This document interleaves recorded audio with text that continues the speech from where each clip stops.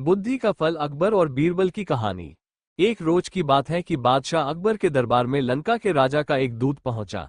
उसने बादशाह अकबर से एक नई तरह की मांग करते हुए कहा, आलम पनाह, आपके दरबार में एक से बढ़कर एक बुद्धिमान, होशियार तथा बहादुर दरबारी मौजूद है। हमारे महाराज ने आपके पास मुझे एक घड़ा भरकर बुद्धि लाने के लिए भेजा है। हमारे महाराज को आप पर पूरा भरोसा है कि आप उसका बंदोबस्त किसी न किसी तरह और जल्दी ही कर देंगे। ये सुनकर बादशाह अकबर चकरा गए। उन्होंने अपने मन में सोचा, क्या बेतुकी मांग है, भला घड़े भर बुद्धि का बंदोबस्त कैसे किया जा सकता है। लगता है लंका का राजा हमारा मजाक बनाना चाहता है, कहीं वो इसमें सफल हो गया तो। तभी बादशाह को बीरबल का ध्यान आया। वे सोचने लगे कि शायद ये कार्य बीरबल के वश का भी न हो, मगर उसे बताने में बुराई ही क्या है।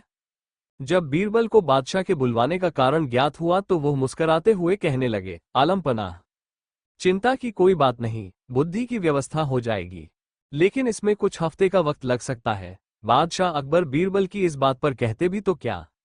बीरबल को मुंह मांगा समय दे दिया गया।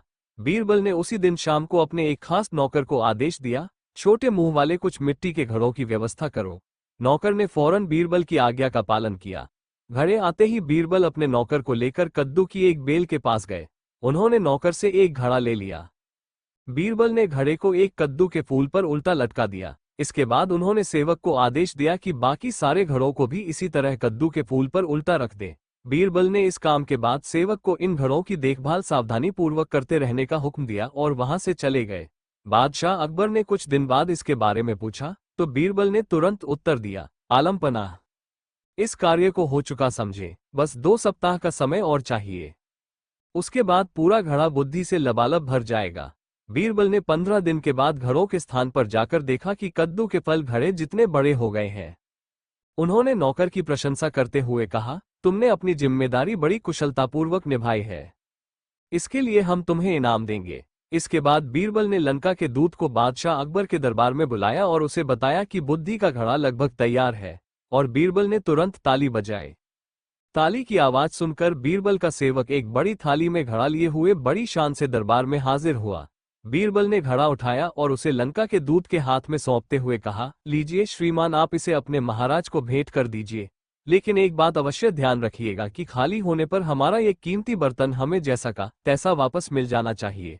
इसमें रखा बुद्धि का फल तभी प्रभावशाली होगा जब इस बर्तन को कोई नुकसान न पहुंचे। इस पर दूत ने कहा, हुजूर, क्या मैं भी इस बुद्धि के फल को देख सकता हूँ। हाँ हाँ जरूर, बीरबल ने गर्दन हिलाते हुए कहा। घड़े देखकर परेशान होते हुए दूत ने मन ही मन सोचा, हमारी भी मति मारी गई है, भला हमें भी क्या सूझी। बीरबल का कोई जवाब नहीं है। भला ऐसी बात मैंने सोची कैसे। घड़ा लेकर दूत के जाते ही बादशाह अकबर ने भी घड़े को देखने की इच्छा प्रकट की और बीरबल ने एक घड़ा मंगवा दिया। जैसे ही उन्होंने घड़े में झांका उन्हें हंसी आ गई।